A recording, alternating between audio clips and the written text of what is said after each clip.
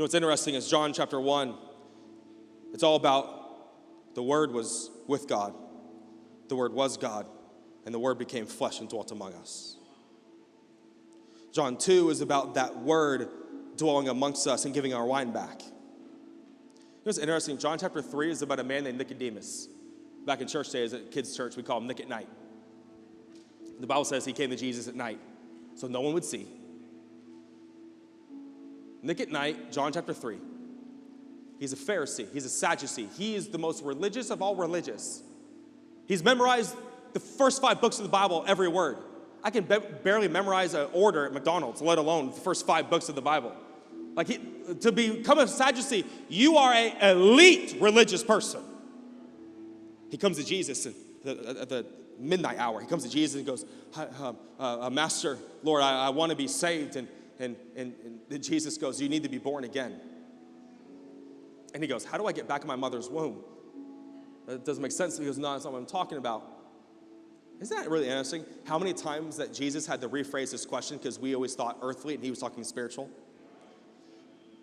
Dude, you're a grown man. I don't mean go back into your mother's womb. You're missing everything I'm saying.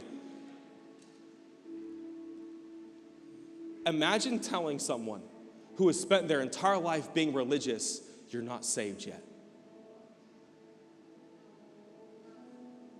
A man who's memorized every chapter of every book, of every verse, of every word of the Old Testament and the Pentateuch, the first 5 books of the Bible, when Jesus goes, you haven't done enough.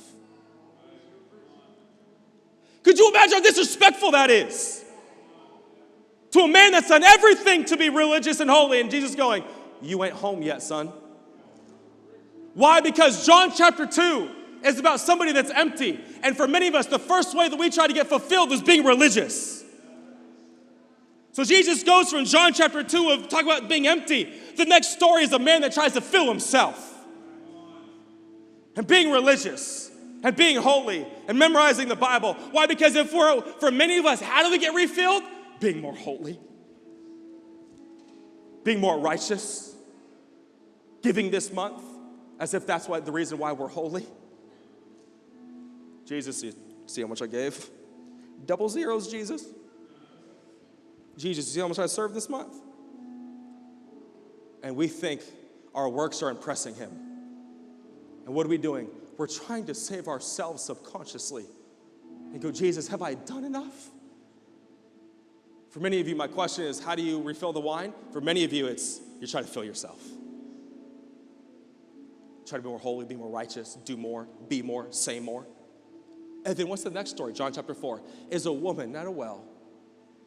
She comes to draw water, and Jesus is sitting there on her well. And he goes, ma'am, you've had 5 husbands. I mean, this is the modern day Desperate Housewife. Ma'am, you've had 5 husbands. And the boy you're living with right now is you're not married to either. You've had 6 individuals in your life, woman. And she goes, you must be a prophet. It's funny to me. Yeah. Pretty obvious at this point, isn't it? See, if you don't try to fill yourself righteously, you'll try to fill yourself worldly. Yeah, it's not righteous. It's not self-righteousness. It's a bottle. It's a pill. It's weed.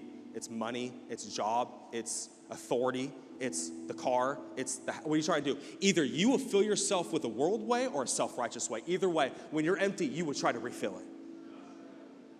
So it goes, John 1, the Word became flesh and dwelt among us. What did he do?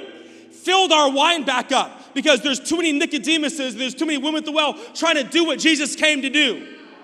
John chapter 1 feeds into John chapter 2, which then goes into John chapter 3, John chapter 4 to prove how do we try to get our wine back? Either by being righteous or by being worldly.